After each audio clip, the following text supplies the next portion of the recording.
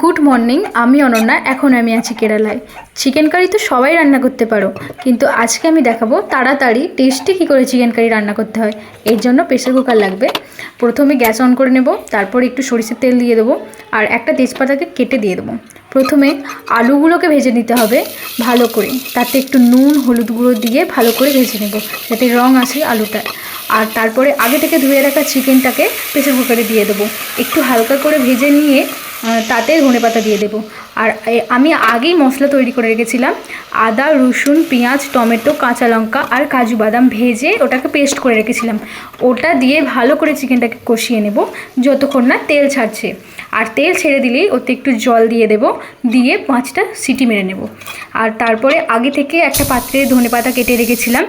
আর pressure কুকারটা খুলে প্রথমে আলুটাকে চেক করে নেব আলুটা সেদ্ধ হয়েছে কিনা। আলু যদি সেদ্ধ হয়ে যায় তাহলে চিকেন কারি হয়ে গেছে। আর আই এম সো সরি, ব্যাকগ্রাউন্ডের মিউজিক আমায় দিতে হয়নি, আমাদের বাড়ির পিছনে একটা কুত্তা আছে, ওই দিয়ে দিচ্ছে।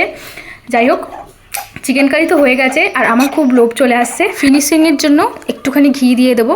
আর আমার ভিডিও ভালো লাগলে তোমরা সাবস্ক্রাইব করে নিও। Thank you, bye by.